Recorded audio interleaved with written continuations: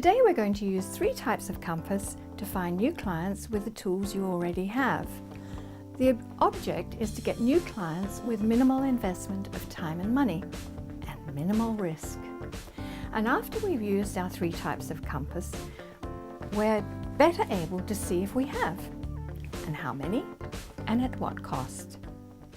So compass travel involves 5 components: reconnaissance, perspective, actually setting out, finding and keeping true north so we don't lose our way, and using the right tools. So the tools we'll use are simple. We'll use an orienteering compass, a sextant, and a mapping compass. So let's get our first type of compass, the orienteering compass, out of our pack. It should show us a way over hill and dale and the fastest way to get to our goals. But the fast route is not always obvious. Our orienteering compass lets us do reconnaissance about the best route.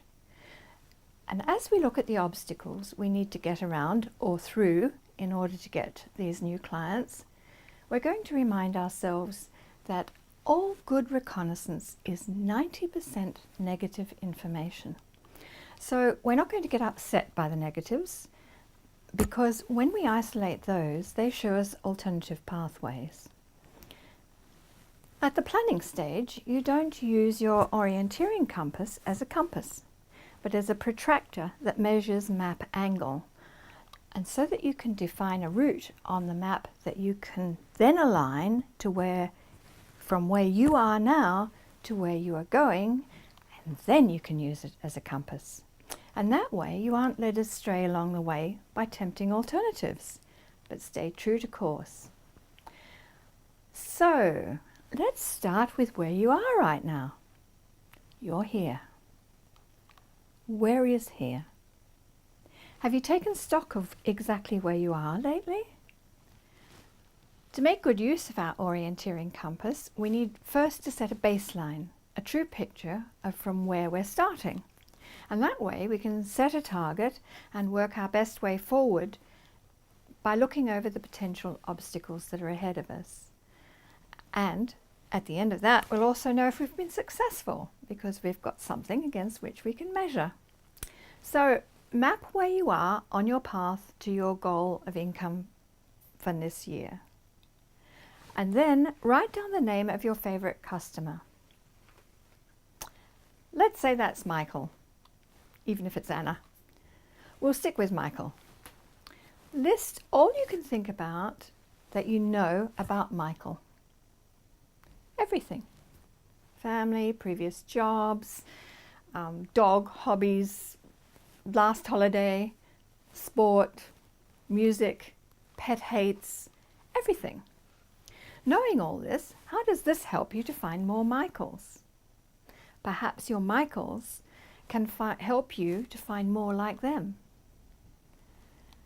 At the whole customer list, when you look at it, pick out who you think is the most profitable. Pick 5. Of those 5, who was the easiest to get? Are you missing an opportunity here by not thinking about how to harness that same factor that you used to get that one? Or those? Are there more like this? The same type in the same place? As you travel towards your goal of the coming year's income, you'll be checking your orienteering compass every time you see a familiar landscape that fits your Michael profile. Note where they are on your map and start making these your Michael harvesting depots. So, what's been your plan so far? If you have one, how's it doing? What needs reassessment? If you haven't a plan, after these few exercises, make one. If you have one, see how these expanded. Now, think about the things you've tried to do to expand your client base. List 3.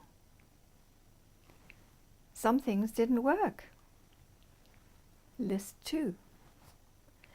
And examine these carefully. Why didn't each one of these work? Is there something you could have done differently? Was it timing? The wrong message to the market? Something else?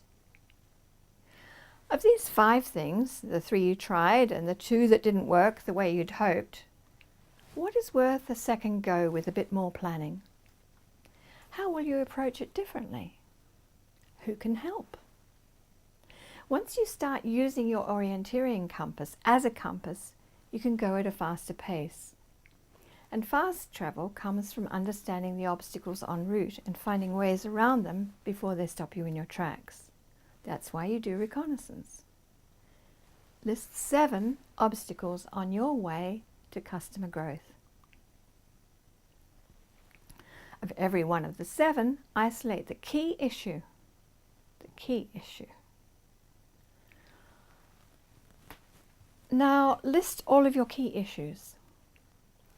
Does this list reveal something about your approach, your structure, your understanding of the market? Which of these is the one thing that if you dealt with it effectively, it would resolve the issue? And who can help do that? Put a name beside every point and describe the resolution you need from that person. You'll be really surprised at the options this can reveal. So you now have a map. What's your direction? Set a sales goal and how to measure progress. 3 more sales a week. Working from what you've identified about your existing customers, and especially your Michaels, plot the places that these ideal customers can be expected to be found, and then make a list of points about how you're going to get to those places. This is your sextant. It will tell you where you are, precisely. Fast may be expedient for now, but you need more precise plans for later. And precision may be planning a workshop that you've made sure is already half full before it's advertised. It might be having all your calls to action enabled before you go with that marketing campaign. It might be having all your promo materials ready well ahead of your next event or exhibition.